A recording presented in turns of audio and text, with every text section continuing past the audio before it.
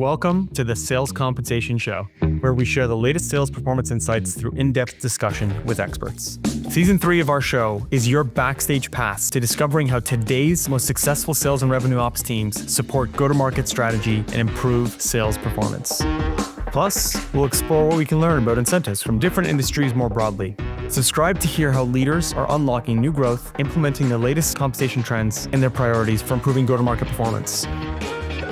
I'm your host, CEO of Forma.ai Nabeil Alazzam.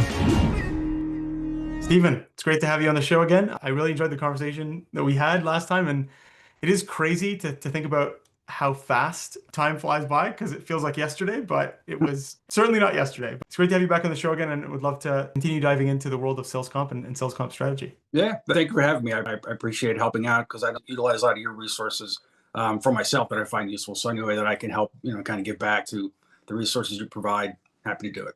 Absolutely, yeah. It's a very niche but very important space, and the resources and the community that existed 10 years ago was non-existent. So it's amazing to see sales comp leaders like yourself coming in and sharing and kind of collaborating with everyone to just better the space. So I appreciate, absolutely appreciate you coming on. So just jumping right in, when you think about the world of sales comp design and the fact that you need to both execute tactically, but you also need to align to kind of execute on the business strategies. What are the biggest misses that you've seen when it comes to working with senior executives on plan design? Well, one of them that I see often is doing not an optimal job of defining what the end goal is. Like they may define a strategy. The strategy may be product X, Y, or Z, and sometimes they over-rotate to let's pay more on all these products that are important to us. So reps make a lot of money selling those products, but they don't have the overall revenue number or sales goal or whatever their numbers are looking at. So I think you really have to have a good definition of what the end goal is that you want the sales team to get to. Is it we got to hit our number overall? We got to hit our number by selling these products, or just want to grow these products? That's one that I do see quite often. I think the other one too is when it comes to like certain products or certain lines of business, whatever the case may be, I do see many times that it's a hot and heavy focus by the senior leaders. However, even though we counsel them that we don't have the infrastructure to track that. And without that infrastructure to track it, we can get you a manual report that'll do X, Y, or Z. But reps have no way to have confirmation of that we've captured everything because they don't have a report to look at to validate what they think they sold. And then you have a lot of errors in the administration, the payment of the commissions on those particular products. And it gets to a point many times where the reps get so dissatisfied they just ignore those products. It's not worth the effort because I'm not going to get paid correctly anyway. Exactly. It's like every time I sell that, I have to go through the administrative nightmare of fighting for my commissions. And now they factor that into the effort that they have to put into selling the product in the first place. And so, I feel like, this is always kind of the bigger dilemma, is that disconnect between the complexity of execution and understanding where the data sits, how accurate is it, how usable is it, and how real time it is a very big disconnect to senior executives that are that are, again, incentivized, to your point, for other reasons, or they have different objectives. So how do you reconcile that? I think the best way to handle that is really work with your senior leadership on not just what's next year's plan that we're trying to design plans for, but what is your 3 to 5 year strategy, right? So that we can get ahead of by year 3, we're gonna have a new product that's this or it's that, and here's how it works. So with themselves, we need to grow.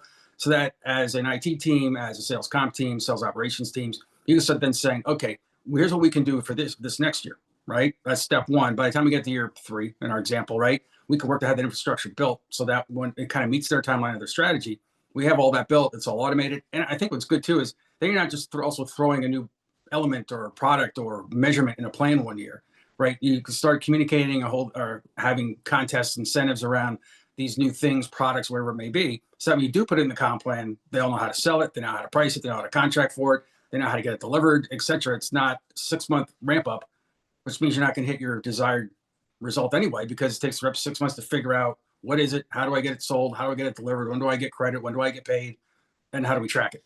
Yeah, it's like what's your 2 to 3 year roadmap, and what's the bite-sized chunks that you're going to take to go from where you are today to where you want to go. And you're right, it does span multiple teams and divisions. You might need IT to set up something. You might need the CRM team to configure something. You might, it cascades down. And so having that proactive thought, how do you get buy-in from executives to do that and orient the organization around taking that seriously? Because you can do it in isolation and build this beautiful roadmap, but if it doesn't get buy-in, it's not going to get action done. It's interesting. It depends. My experience is it depends on where I'm at and who the leader is.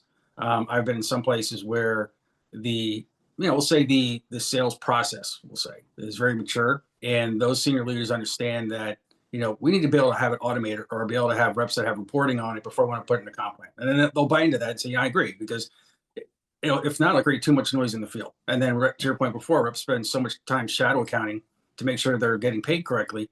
They're not as many sales calls. And I've been other places where, even you give all the warnings, but it doesn't matter. We have to have it in. We'll get your manual report. And who cares if the reps don't see reporting every week or whatever. So it's hard to get that alignment. I think it really depends on the maturity and the life cycle of the company. That's just my experience is those that are older and more mature in the life cycle, they have a little more patience, right? Those that maybe aren't quite as mature yet or are, just beginning their upward trajectory are a little less patient. They're more worried about year to year versus 3 to 5 years looking at it. Yeah. It's interesting. It's an advisor who's been an advisor of mine for a long time has always given me this advice of like, you start out very focused on the day to day, then you get to quarter and then annual and then 3 to 5 year. And then, at some level of maturity or scale, you're thinking 10, 20 years out, right? Like in terms of like the trajectory of much, much bigger decisions, but, and investments. But it is a common thing what you're talking about in terms of like this, the maturity scale of the organization. And it usually takes 1 or 2 mistakes to kind of really put emphasis on the importance of getting this right. An organization that rolls out comp plans and they become such a distraction because they're not done right that like never again is that a process. That's probably just part of the maturity process, right? Like in life, you learn from it. And you say, we're never doing that again. So, I also find what's helpful too, if as a sales comp person, if you have a good relationship with your finance team, your sales ops partners, even your IT partners, is, many times we would get together and say, okay, this is what they want to do. We just can't do it. Right. But come back with, here's how close we can get for year 1. And then we can have it by year 2, kind of lay out, not just we can't do that. It's, I know what you're trying to drive. So here's what we're thinking to kind of get us a first step there, whatever that may be. A lot of times that helps a little bit because they understand that, there's so much noise from the sales force. But if I can start getting thinking about product X or whatever it is that they're trying to drive while we're building the capability, many times that will work as well. Yeah. It's like you're always selling, right? It's just selling different stakeholders on different, visions or ideas. But if you're talking to finance, you need to quantify the cost of not getting it right today. If you're talking to sales leadership, you need to quantify the cost of distraction to the sales team, lack of trust. That's another big miss that I see sometimes in sales comp leaders that don't take the proactive time to invest in kind of building. It takes a lot of effort. So I know on top of the day to day, you get just one more thing, but it saves you so much pain down the line if you can present it to the appropriate stakeholders in a language that they understand. It really, I'd say from a sales comp perspective, having good relationships and people that are invested, that are your finance and sales op partners. Because a lot of times, one of the companies I was at, he was very invested in what we're doing in sales comp, and he would help many times to talk, the executive team with me out of doing X, Y, or Z because of the risk. I've had other finance partners that were, great to work with, but they're more just about what's the cost, what's the number.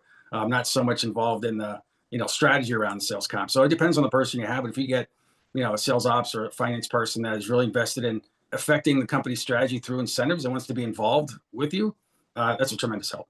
Makes it a heck of a lot easier. That's for sure. Yeah. Okay. So shifting gears a bit.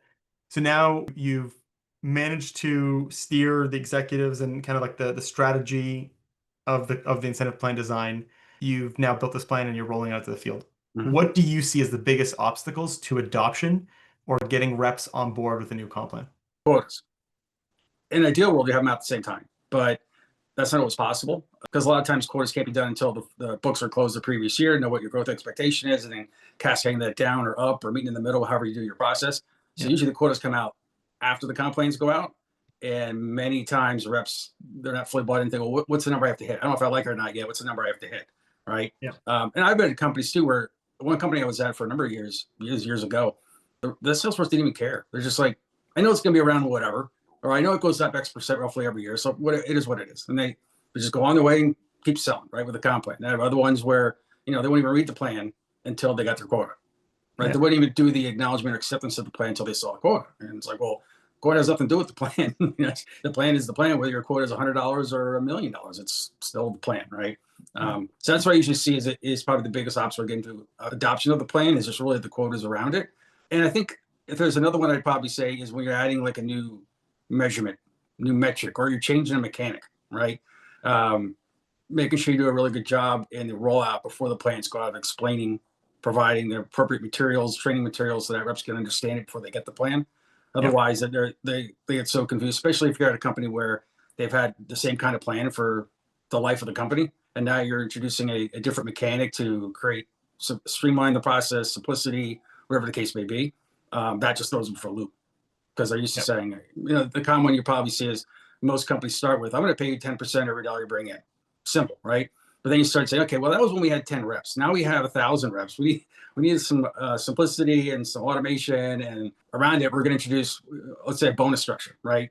Based on performance to goal, it pays X amount of dollars, it pays the same money, as we both know, but they're just so confused. I don't understand how this works. And 70%, it pays you $10,000 or whatever the number is, right? So that's what I find. Another one too is just making sure that the training is there, and that's usually a balance with that is, when do you get final sign off from the executive team on the plans versus when they want the plans to go out. I've had situations where there wasn't enough time to do substantial training because they want the plans to go out by a certain date. So, everything's a trade-off, right? You get sign off on the plans sooner for me, you get them finalized, they go out faster, I can do better training, or you need more time to make your final decision to sign off, and then something's going to get, either the plans are going to go out later or they're not going to understand what they got.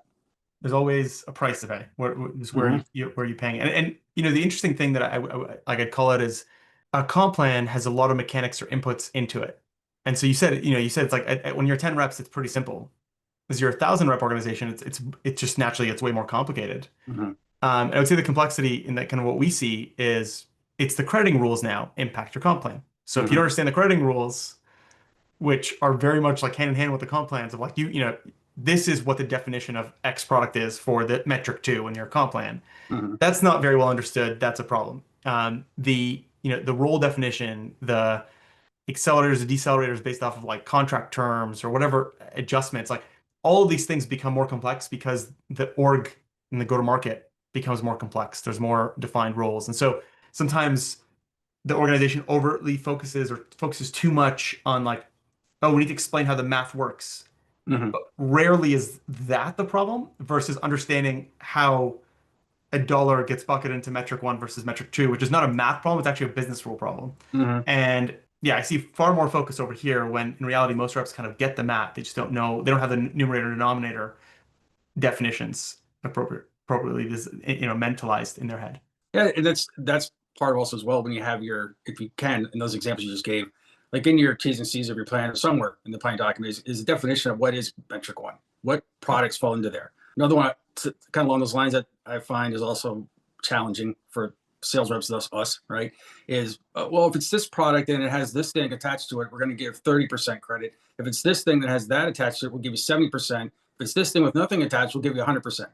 I mean, things like that get highly complex for a rep as well. It's like, again, it goes back to what's the end goal, right? Yeah. So just to double click on one other, what you said at the very beginning, the quotas. I mean, that I wholeheartedly agree. I mean, I think there's an argument to be made that unless your plan has like static commission rates or static payout rates, the plan is inherently linked to quota. And especially if you have accelerators and a reasonable pay curve, when you hear reps complain about the comp plan, 4 out of 5 times from anecdotal experience, they're complaining about the quota, really, not the actual plan. It's usually the quota and, like you said before, crediting. Yeah. I didn't get credit. This was missed. It should have been bucket A, but it's in bucket B. Why did that count? Those kind of things. Yeah, exactly. And so, I mean, there's 2 elements to this, which is important. I mean, on the quota setting side, you could be demotivating a team or giving away money just by not setting quota correctly. And especially when you have very steep pay curves where you now all of a sudden like are tying the performance or the expense of the business to how accurate your quotas are. And I think that's a very, it's a very quick win. It's not necessarily easy because quota setting is essentially forecasting. Forecasting is never easy, but it's one of the lowest hanging fruits if you can actually tackle it. And I would say, I'm curious from your perspective and the experiences you've seen, but like that to me seems like one of the biggest wins you can get with the sales organization if you do quota setting right. Especially if you can explain and show how you came about their quota. So one company was that years ago, we built a process that did that. It would say, for example, we're going to take your prior, because it was a repeat business environment. We pay reps to retain and sell new. So yeah, we'd say we're going to start off with your prior year as your baseline. And then we'd say, for example, the company has to grow at 8%, right? So we're going to start 8% growth on top of that for everybody. And then there'd be pluses and minuses depending on, for example, if a rep made over 100% last year, we're going to deduct 1%. If you did make last year, we're going to increase that by 1%. If the 10 years less than 2 years, we're going to decrease by 1%. If the 10 years greater than 2 years, we're going to, you get the point. So a little more of a scientific methodology to get to, not just like everybody gets 8, right? Because you have a lot of variables. And even like territories too, if you have territories, you're not going to give somebody that, depending on what your product is, that has the greater New York City metro areas or territory versus the guy in Mississippi. You're not going to have the same 8% opportunity potentially. So it's look at all those factors and trying to figure out what are the things that would cause everybody not to have the same result, right? Probably tenure, which is going to be experience. It's going to be, trying to face yourself, like the old saying that, no good sale goes unpunished, or got the good year, bad year dynamic going on. So just things like that to say, what's a fair quota based on different variables. I think we can lay that out to a sales force and say, okay, so I'm at 10% when you see the company's at 8. Yeah, but based on this methodology, you could be at 6% next year. So it all depends on different variables that happen year to year in your particular territory. 100%. And I feel like the more explainable it is, the easier it is to adopt. If you're not going to go explainable truly, and you're going to actually leverage, and we have organizations that do this, but like if you're going to go to more of an AI driven or ML driven quota setting methodology, it's a little bit of a black box. It's obviously ingesting 100 to X the number of variables to come up with a quota. Then it has to demonstrate over time that it is a very accurate predictor. And then what I see is, if you're going to go this path, then the only way to get buy-in is to actually demonstrate that you're testing the accuracy and showing the sales team, hey, these are the 30 tests that we did to validate the accuracy of this quota setting, and here's the results, versus here, it's explainable because of the logic. So there's pros and cons. I think this is actually really convenient to maybe making that first jump in terms of maturity. And then over time, it's, refining it, getting even better.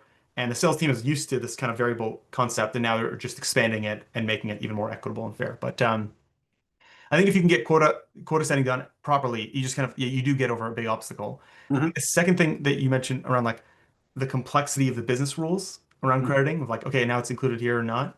I'm curious what your thoughts are on this, but it's the more complex the surface area of that logic is, the more opportunity there is for gaming and the reps trying to optimize for outcomes that aren't necessarily good. And so I'm curious if you've seen that firsthand, or what your perspective is on that. Oh, absolutely. I've seen it plenty of times where, for example, one of the criteria may be you're going to sell, if you sell this product with this attached to it, right? Wherever the thing is that you're attaching. It all depends on how much autonomy you give your sales force on pricing. I've been in companies where anything with a variance greater than 5% had to go to a pricing team to approve. I've been in companies where they had full autonomy to do what they want. The more autonomy they have, the more games they play. So they'll sell the thing with the attached thing you're looking for, but they won't charge for the attached thing. But it's on the contract, so they get a higher payout for the thing they were going to sell anyway. The customer doesn't want the attached thing, but it's only given to you just in case. It doesn't cost anymore the way they built the contract. So now you're paying more money for essentially no growth. Yeah. Or something that's not going to be used, which means we're probably not going to renew it or retain it, and you're not going to get whatever it is you're supposed to get out of that thing you want attached. You won't get it. Or even worse, you've sold something to a customer for potentially the same revenue, but in fact, what you probably did is you devalued your core product because you just threw in a bunch of stuff for free. Yeah. Now they free stuff every time they go to renew it. Yeah, exactly. And so, this is where, how do you overcome that? How do you address that issue?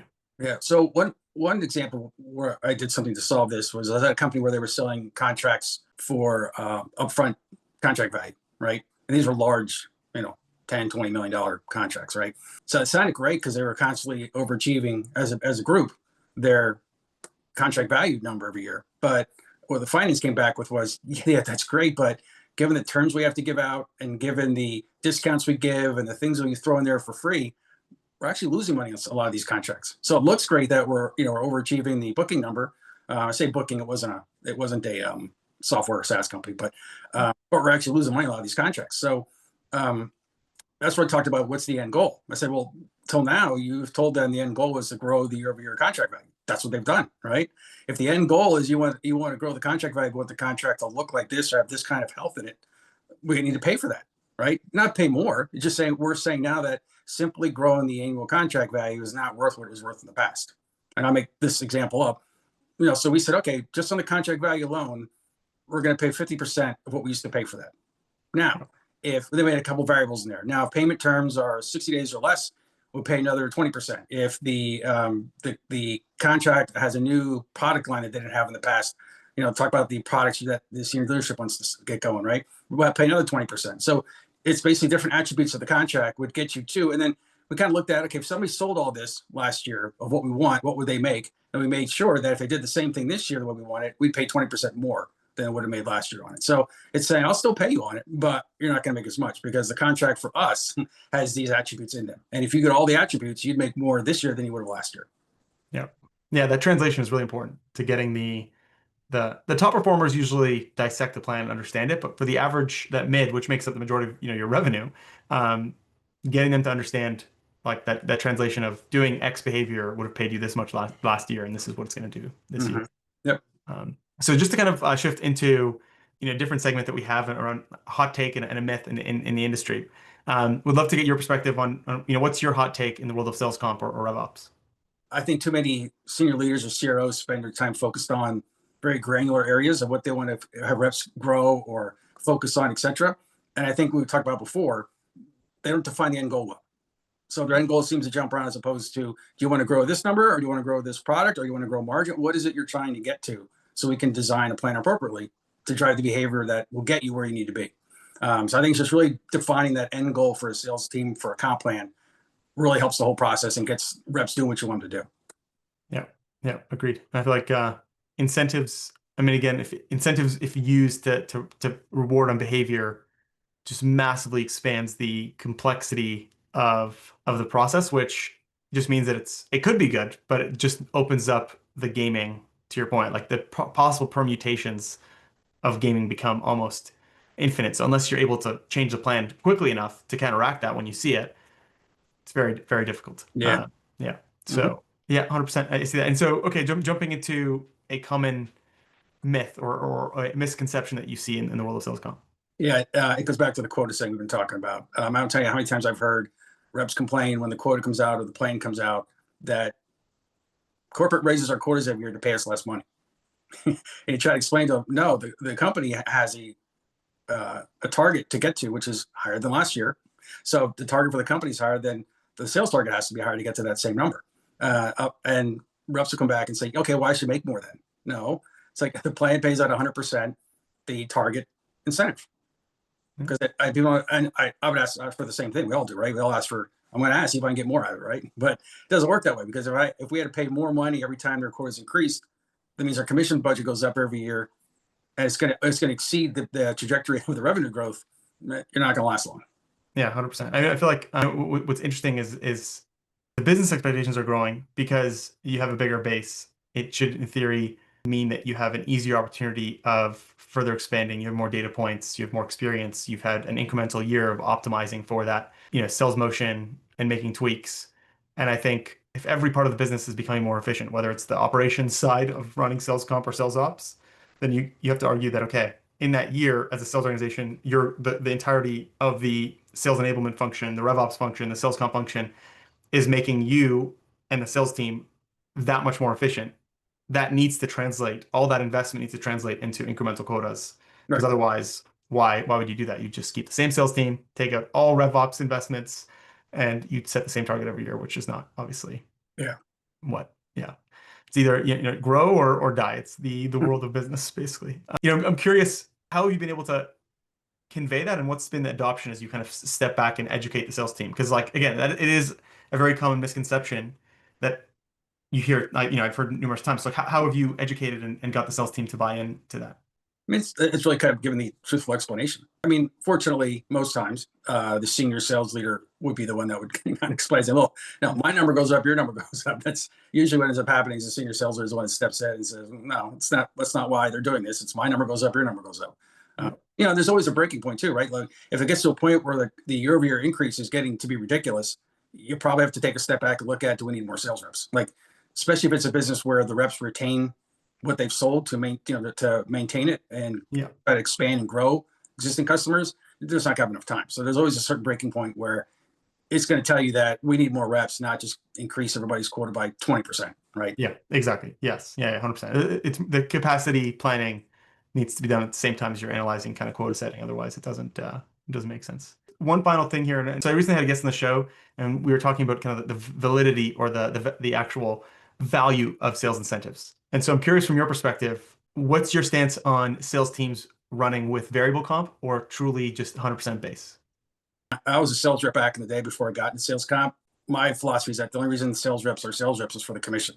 If you're going to pay them a base salary, are you going to pay them a base salary that equals the total cash at 100% target incentive? If you are, why would they bust their butt and work hard if they're going to make the money anyway? You'll never hit your quota that way, in my opinion, right? Yeah. By having a plan that's base and incentive variable that has a high upside, that's where you get your growth. I mean, and if you got people that aren't really motivated by that, you probably want them on your sales force. You probably want to replace them with somebody that's what motivates them to get to that number. And then takes us back to the beginning of our conversation. Then it's building the optimal plan based on the strategy so that those people that do hit the number and overachieve and are making a lot of money are going to get you to the finish line as a business. I'm 100%. I'm very much on board. I think that the biggest thing is like it's a talent attractor. You want the people that are hungry enough to make that OTE value. Mm-hmm. And if you think about, that OTE value being, let's just say, 3 or 400K, whatever it is going to attract a very different talent pool than if you were to do it at 200K. Mm-hmm. But you couldn't afford to pay everybody just 400K. And if Mm-hmm. you did, and you made it actually just like, okay, we're going to pay everyone that 400 or that OTE number. And then all of a sudden, what's the motivation to work harder than the bottom performer on that team? And so kind of you stagnate. So it makes it very hard to actually hit the number. But the type of persona and who you attract is that you actually want the people that don't want to make OTE, whatever that number is, 400K. You want them hungry and looking at the plan because they want to make 2x that with the accelerators. And Yep. now you're attracting someone that could make, 5, 6, a million, 600, $1 million a year, but they're coming in and your biggest risk to the business is the base salary unless they perform, which is, Right. almost always. Biggest cost for just the base salary. I don't think you can do it. Yeah. Unless you're not going to pay enough, then you're going to have crappy reps with no risk in their plan. You just Yeah, or you take risk and pay a lot, but then you have you have to put a lot of effort into other forms of intrinsic motivation and camaraderie that is probably very difficult to do at the scale of most large organizations. And there's a reason why some of the oldest like markets where we have history and some of the scrolls like commissions are a part of that part of history. They've been around since there's been merchants. It's a form of trade and a form of incentives that align the behavior with the desired outcome. But I think though, and I gave my response to just as a, just an average rep, right? There's obviously exceptions. I think there's always some kind of variable incentive for sales, but how much also differs based on the type of job it is, right? yes, So you have a, we'll call it a middle market or inside sales rep or a technology rep. You may pay 50 base and 50 variable, right? Percentages of OTE. Yeah. Now, if you're in a different kind of job, there are jobs that are working with large multinational companies, and many times the senior executives are in those meetings and conversations, and they're on 3-5 year contracts. There's not a lot of churn and burn with products. You may have them on 80% salary, 20% variable, right? Because there's just enough churn on those type of companies to make a commission every month or every year, maybe. So it really depends on the type of job. But if we're going to kind of say the average rep, then yeah, I would definitely always have variable incentive, and probably 100%. 40 to 50%. You always have to tie the incentive strategy to the role, to the profiles that you're hiring, the type of sales motion. But there's 2 questions that I ask at the end of every episode. And I think I've asked this before, but I would love to get your perspective and see if anything's changed. But any resources, whether it's a book, podcast episodes, or online resources that you found really helpful in the world of sales comp for yourself? Yeah, there's a couple. I go on your site often to look for things. World at Work, I've gone to many times. They have some good resources. There's a book that was written a few years ago by Jerry Coletti, Mary Fiss, Scott Sands. It's like the elements of sales compensation or something like that. And Dave Ciccelli, Yeah. he wrote one as well. I've had them for, God, probably 20 years. I've had those books. And I still, to this day, every once in a while, pull them out. I'm like, I think I've seen everything and done everything over 30 years of doing sales comp. But I always go in there because there's going to be some idea that I haven't seen yet or heard yet or come up with yet. And I always find something that helps me. So I think between the 2 sites that I talked about in those 2 books, I find them highly helpful and useful. Yeah. there's always something else that's unique that's been done. And so that leveraging those resources goes a long way to help you kind of avoid mature without making the mistake, right? That's the yeah. And final one would be if you had the opportunity to take someone out for lunch or meet up with someone in the world of sales comp or sales ops or really frankly anyone that would be helpful for you in your career, what would you say? That's a good question. Hey, Warren Buffett. Warren Buffett's a great answer. Yeah, I would certainly love. I think there's a way you can do that. I think you just have to bid an insanely high amount for that Yeah. that lunch. Yeah, Yeah. but certainly there's a ton of wisdom there. Was it Charlie Munger's quote? Show me the incentives and I'll show you the outcome. Yeah. Yeah, that is very, very true. 100%. I love that quote and that mantra. But no, thank you again, Stephen, for coming on the show. It's always great to connect and chat. And yeah, I think you've a lot of great insights for the audience listening in. So thank you for coming on again. Great. I appreciate you having me. Thank you very much. The Sales Compensation Show is brought to you by Forma.ai, the sales performance management platform that fully integrates sales planning with rapid, scalable incentive compensation management. Our data platform brings together how you can plan and manage the entire lifecycle of territories, quotas, and incentives. With global customers like Autodesk, Stryker, and Hootsuite, we enable go-to-market teams to plan and deploy even the most complex SPM strategies at speed, taking you from idea to execution instantly.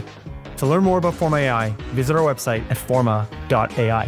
Hit the subscribe button and find more episodes of the show on Apple Podcasts, Spotify, and YouTube. Thanks for tuning in.